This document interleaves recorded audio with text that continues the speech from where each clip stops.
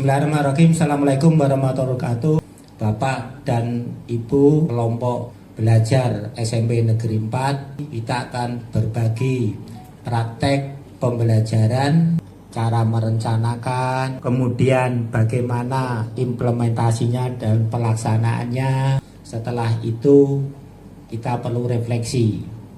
Saya berbagi praktik baik teman-teman tentang pembelajaran berdiferensiasi. Yang pertama adalah kita mengecek kesiapan murid. Kemudian yang kedua kita menggunakan gaya belajar. Ketiga ada profil belajar murid. Nah, apa yang harus disiapkan Bapak Ibu? Segi yang pertama perangkat pembelajaran Bapak Ibu atau angket kuesioner, bisa yang mana mau kita dahulukan. Nah, ini Bapak Ibu, angket gaya belajar atau kuesioner kepada murid. Ada 14 pertanyaan Bapak Ibu.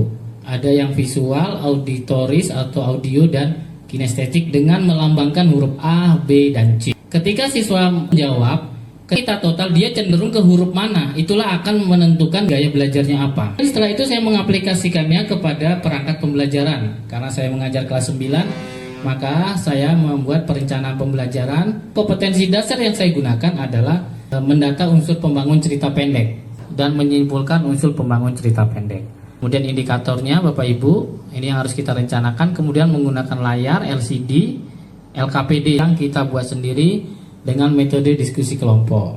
Kemudian teks naskah cerita pendek atau cerita bergambar, video, audio, dan buku referensi lainnya. Kemudian murid itu sebelumnya sudah diberitahu hasil dari dia di kelompok berapa. Kemudian mereka berdiskusi Bapak Ibu, setelah itu mereka memaparkan. Kemudian saya memberikan penguatan dan sama-sama melakukan refleksi. Ini saya pisahkan Bapak Ibu. Saya pisahkan, yang di tengah ada kinestetik. Nah, ini saya di kelompok audio. Ini adalah kelompok kinestetik. Kinestetik itu adalah suka bergerak. Ini yang saya tempel di kelas-kelas secara terpisah Bapak Ibu. Nah, setelah itu mereka berdiskusi, menyampaikan apa yang hasil dari diskusi. Kemudian setelah itu akan ada penguatan dan kesimpulan di terakhir.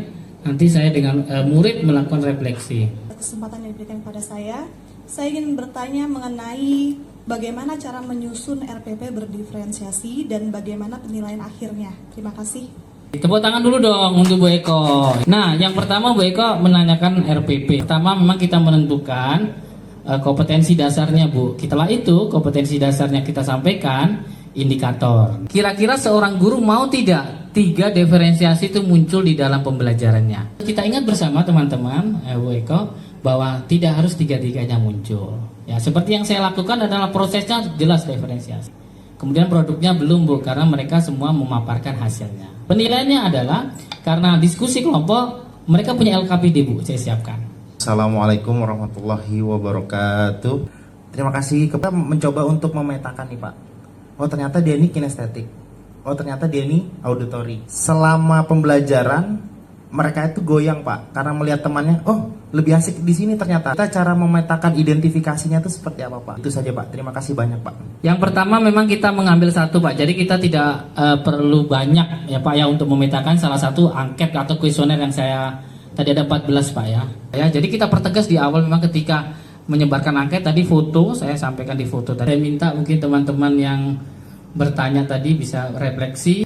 Terima kasih. Kegiatan hari ini saya alhamdulillah dapat informasi dan wawasan tentang pembelajaran diferensiasi. Insya Allah akan saya laksanakan di kelas. Terima kasih. Saya menyimpulkan dari hasil pemaparan Pak Puspito Hadi, ternyata siswa memiliki cara sendiri dalam mempelajari. Saya mau menggambar di sini ada yang siswa gemar bertanya, terus siswa mudah bereksperimen, dia bergerak terus. Dan ada siswa yang gemar membaca.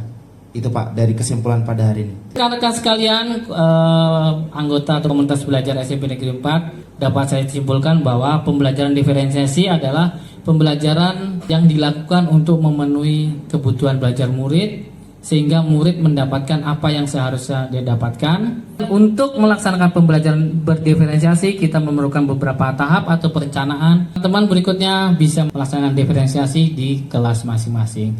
Demikian yang berbagi praktik baik yang bisa saya sampaikan dalam komunitas belajar ini. Terima kasih. Wabillahi taufiq wal hidayah. Assalamualaikum warahmatullahi wabarakatuh.